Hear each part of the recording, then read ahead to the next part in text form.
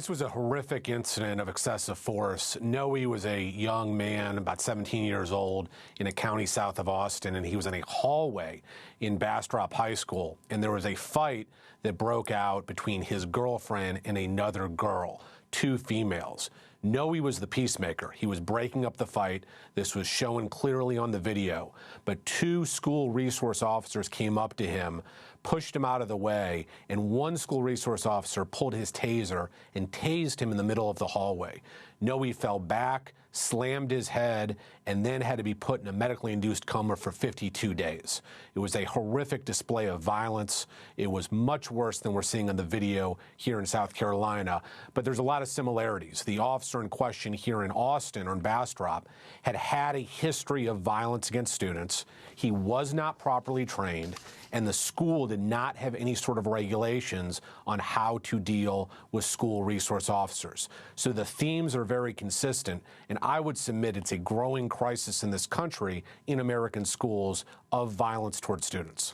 And Adam Lowy, what happened to the officers involved in this case and to your client?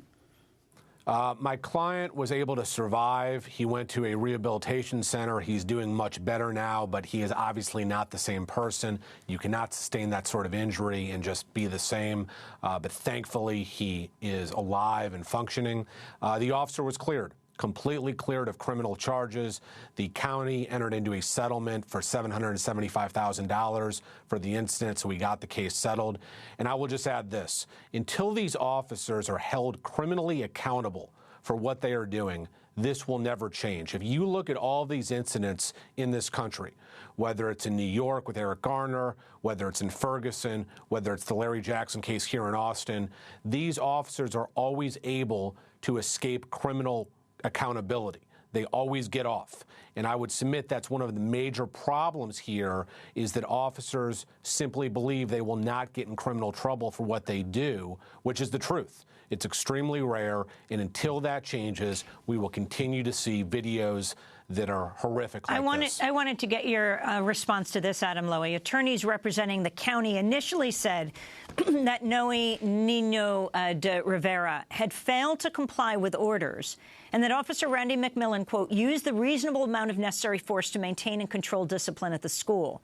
The executive director of the Texas Municipal Police Association, Kevin Lawrence, also defended the officer's actions. Speaking to KXAN last year, Lawrence suggested that the student, Noe, must have been culpable because he apologized afterwards and then seemed aggressive in the hospital. He was apologizing to the officers for his behavior. He was saying, you know, I shouldn't have done that. I'm very sorry. When they got to the hospital, he again got out of control and started being very aggressive with the hospital personnel, to the point that they called the sheriff's office again and said, we need help over here. Adam Lowy, your response. Yes, that's all demonstrably false. He had sustained a traumatic brain injury. He was in enormous pain.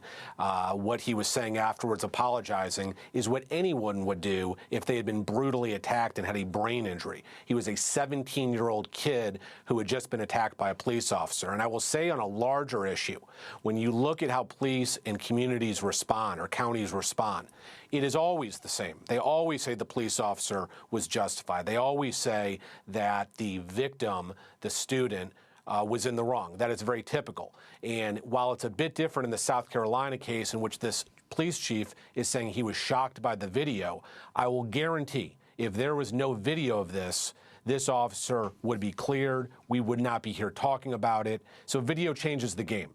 And I will also say that it's unsurprising when police chiefs defend their officers. That's always how they do it. And until there's some accountability, we will continue to see these horrific incidents occur. I wanted to go back to Phil Stinson. How typical is this, what you just watched?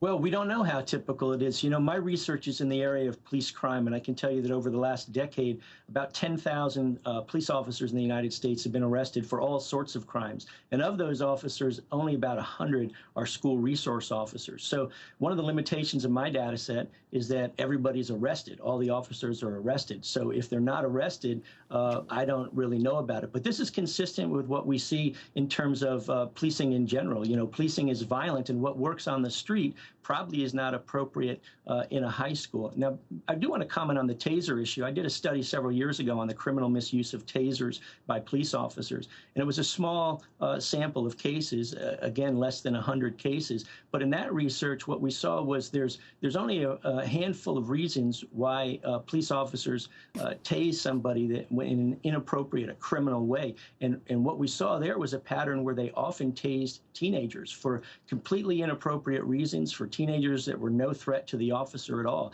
almost as if they were tasing them for sport.